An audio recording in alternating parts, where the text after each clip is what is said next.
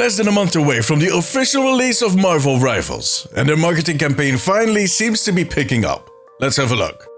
Marvel Rivals, a Marvel-themed hero-based shooter that is being developed by NetEase, will be releasing on December 6th, Sinterklaas. And that is less than a month away from today. Now, the community has been eagerly awaiting the release of this game ever since they did the alpha and beta back in the summer. Overall, the reactions to the game have been good, which is giving NetEase a bit of a head start. But they are entering a very competitive space, where some of the games that have been around for a while are starting to suffer. See, while Overwatch seems to be growing right now, after that extremely rocket release of their sequel, Apex's numbers are dropping. And that is mainly due to a rather controversial monetization choice they made not too long ago. And Concord, Sony's 200 million hero shooter, was cancelled just a few weeks after release. A sad story. And that is exactly why I was kind of surprised that NetEase had not started their marketing up till now. Even with that head start and with that huge IP of Marvel behind them, success is not guaranteed within this genre. But I guess they are feeling confident. In any case, earlier this week, the silence finally ended. Right after they came out of Paris Game Week, they started a countdown on their official Twitter account and their website. Every single day ever since, they have been sharing some old, some new, and yeah,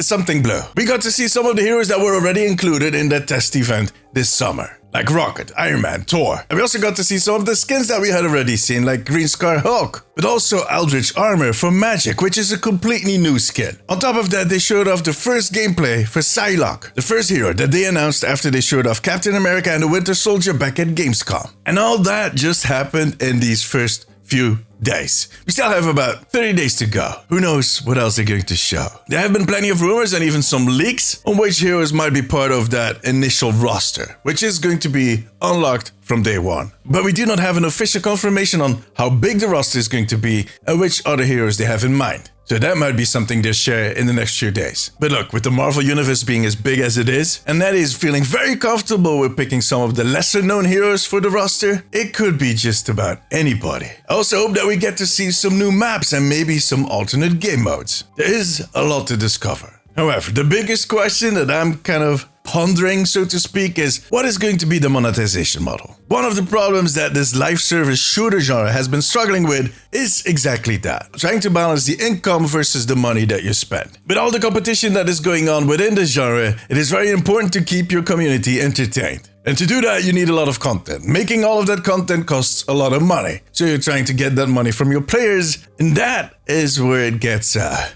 little intrusive, mainly in our wallets. Now, during this betas, we have seen some hints of what they're actually planning, and it seems that they're going for the more classic battle pass with a bit of a twist, since they use it for storytelling, which I really like. And it is clear that there's also going to be an in-game shop where you'll be able to buy a lot of the skins for money.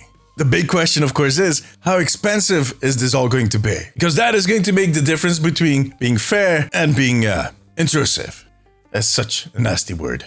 But you know what? On the other hand, maybe we can just enjoy the game and not worry too much about cosmetics. I think that is a personal choice that everybody makes for themselves. I, for one, am looking forward to jumping back into Marvel Rivals. That beta was a very good distraction for when I got a little too worked up during my Overwatch games. We've all been there. Don't look at me like that. And hopefully this is going to be one of those titles that manages to stay afloat on these tempestuous waters.